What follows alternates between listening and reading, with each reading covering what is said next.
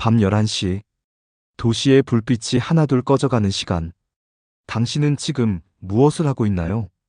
침대에 누워 휴대폰을 들여다보고 있다면 잠시만 이 이야기를 들어주세요. 오늘 밤 당신의 인생을 바꿀지도 모르는 이야기입니다. 여기 한 마리의 공룡이 있었어요. 이름은 렉스. 평범한, 아주 평범한 공룡이었답니다. 낮에는 열심히 일하고 밤이 되면 지친 몸을 침대에 눕히는 우리와 다를 것 없는 그런 하루를 보내고 있었죠. 그런데 어느 날 렉스는 이상한 점을 발견했어요. 회사에서 만난 사장님, 거래처의 코끼리 대표, 매일 아침 카페에서 마주치는 여우 작가님. 그들은 모두 무언가 달랐습니다. 같은 시간을 살고 있는데, 같은 하루를 보내는데 그들의 삶은 어딘가 빛나고 있었어요. 렉스는 궁금해졌습니다. 도대체 무엇이 다른 걸까? 낮에는 똑같이 일하고, 똑같이 밥을 먹고, 똑같이 사람들을 만나는데, 그래서 렉스는 용기를 내어 사장님께 물어보았답니다. 비결이 무엇이냐고. 사장님은 빙긋 웃으며 이렇게 말했어요. 낮은 누구에게나 똑같다. 차이는 밤에 만들어진다. 렉스는 그날부터 성공한 동물들의 밤을 관찰하기 시작했습니다. 그리고 놀라운 사실을 알게 되었어요. 그들은 무언가를 더 많이 하는 게 아니었습니다. 오히려 무언가를 하지 않고 있었어요. 자, 그럼 지금부터 진짜 성공한 사람들이 밤에 절대 하지 않는 5가지. 천천히 함께 들여다볼게요. 첫 번째, 침대 위에서 휴대폰을 보지 않습니다. 렉스가 가장 먼저 발견한 비밀이었어요. 성공한 동물들의 침실에는 휴대폰이 없었답니다. 코끼리 대표는 자기 전 휴대폰을 거실에 두고 침실 문을 닫았어요. 여우 작가님은 아예 충전기를 부엌에 두었죠. 이유는 단순했어요. 침대는 잠을 자는 곳. 오직 그 한 가지를 위한 공간이라는 거였어요. 휴대폰의 푸른 빛은 우리 뇌를 깨우고 끝없는 영상과 글들은 마음을 흔들어 놓잖아요. 그렇게 새벽 2시까지 스크롤을 내리다 보면 다음날 아침은 이미 망가져 있죠. 성공한 동물들은 알고 있었어요. 좋은 아침은 좋은 밤에서 시작된다는 걸. 그래서 그들은 침대 위에서 손에 휴대폰 대신 책을 들었답니다. 또는 아무것도 들지 않았어요. 그저 눈을 감고 하루를 천천히 되돌아보았죠. 두 번째, 내일의 걱정을 끌어안고 잠들지 않습니다. 렉스에게는 오랜 습관이 있었어요. 이불 속에 들어가면 내일 해야 할 일들이 머릿속을 가득 채웠죠. 회의 자료는 다 됐을까? 그 메일의 답장은 잘한 걸까? 내일 발표는 잘할 수 있을까? 그렇게 뒤척이다 보면 어느새 새벽이 되어 있었어요.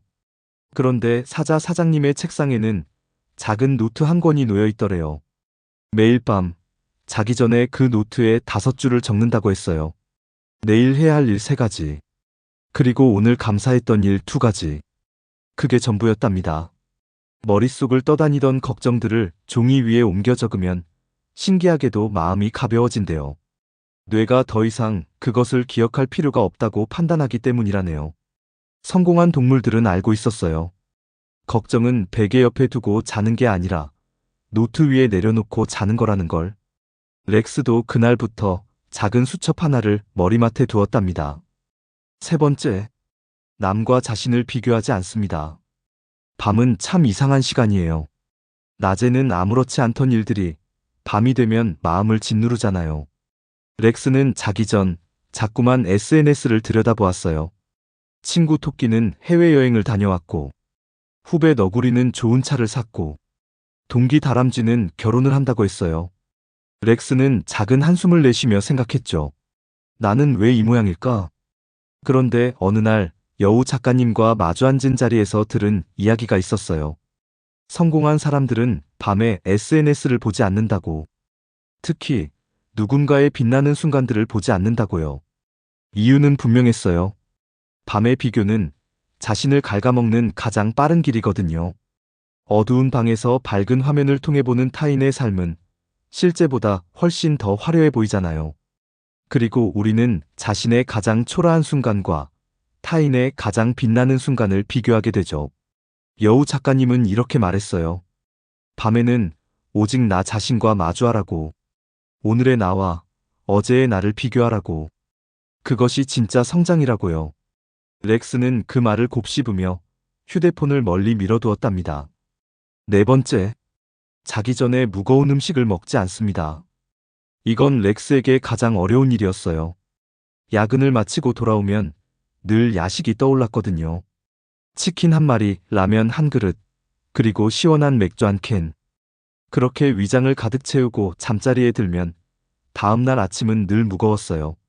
머리는 멍하고 몸은 천근만근. 그런데 코끼리 대표의 식탁을 보고 렉스는 깜짝 놀랐답니다. 저녁 7시 이후로는 따뜻한 차 한 잔이 전부였거든요.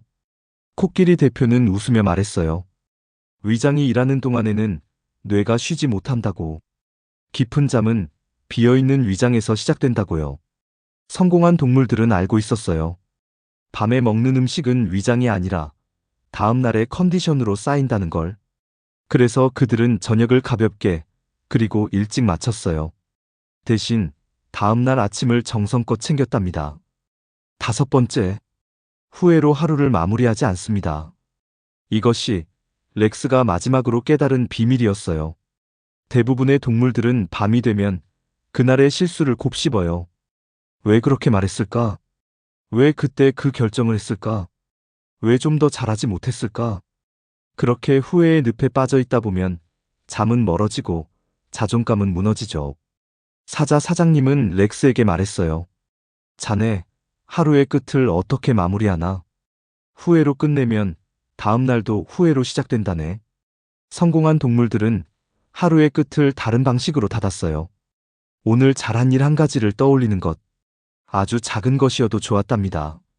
지하철에서 어르신께 자리를 양보한 일. 동료의 부탁을 웃으며 들어준 일. 힘들었지만 약속을 지킨 일. 그 하나를 떠올리며 오늘의 자신을 칭찬하는 거예요. 잘했다고. 오늘도 충분히 잘했다고. 그렇게 마음을 토닥이며 잠드는 밤은 다음날 아침을 완전히 다르게 만들어준답니다. 렉스는 그 5가지를 천천히 실천하기 시작했어요. 처음에는 어색했죠. 휴대폰이 없으니 손이 허전했고 노트에 무엇을 적어야 할지 몰라 한참을 망설였답니다. 야식의 유혹은 또 얼마나 강하던지요. 하지만 한 달이 지나고 2달이 지나고 3달이 지났을 때 렉스의 삶은 조금씩 달라지고 있었어요. 아침에 눈을 뜨는 일이 가볍게 느껴졌고 회의에서는 또렷한 정신으로 의견을 내놓을 수 있었고 거울 속의 자신을 보며 처음으로 환하게 웃을 수 있었답니다. 그리고 어느 날 사장님이 렉스에게 다가와 말했어요. 자네, 요즘 눈빛이 달라졌어. 렉스는 알게 되었어요. 성공이란 거창한 무언가가 아니었다는 것을. 매일 밤 작은 5가지를 지키는 것. 그 사소한 선택들이 쌓여 인생이 된다는 것을요. 자, 이제 다시 당신에게 묻고 싶어요. 지금 시계는 몇 시인가요? 당신의 손에는 무엇이 들려있나요? 오늘 밤은 어떤 모습으로 마무리하고 싶으신가요? 거창하게 시작할 필요는 없어요. 오늘 밤 단 한 가지만 바꿔보세요. 휴대폰을 거실에 두어도 좋고, 작은 수첩에 내일 할 일 3가지를 적어도 좋고, 오늘 잘한 일 1가지를 떠올리며 미소 지어도 좋답니다. 그렇게 하루하루 작은 밤들이 쌓이다 보면 어느 날 문득 거울 속 당신의 눈빛도 달라져 있을 거예요. 렉스처럼. 오늘도 좋은 밤 보내세요. 그리고 좋은 내일을 만나세요.